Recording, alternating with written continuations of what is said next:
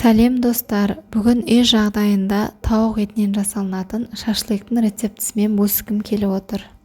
Қажетті құрамдар: тауықтың төс еті және маринатына байланысты шашлыққа арналған әртүрлі приправалар қоссаңыздар болады.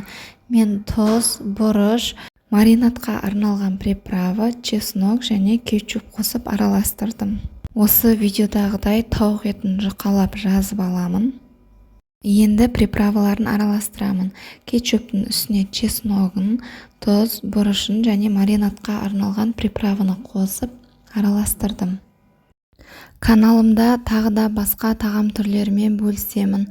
Қолдауларыңызды білдіріп отырыңыздар.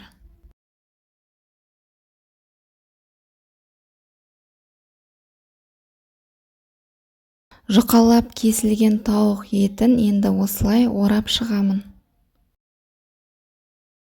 Содан соң қалыңдығына қарай 2-ге немесе 3-ке бөлесіздер. Диаметрі шамамен 5 сантиметрдей болуы керек.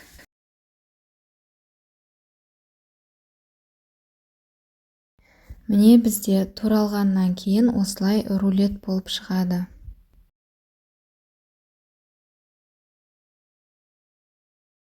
Дайын болған шашлыкты осылай шпажкаге 2-ден немесе 3-ден орналастырамыз.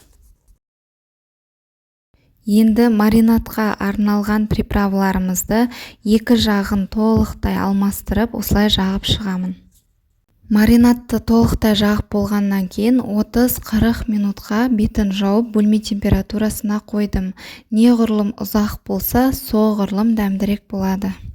200 градуста 30 минуттай пісіріп алдым. Отбасыларыңызға осылай кешкі астарыңызды ерекше қылып ұсынсаңыздар болады.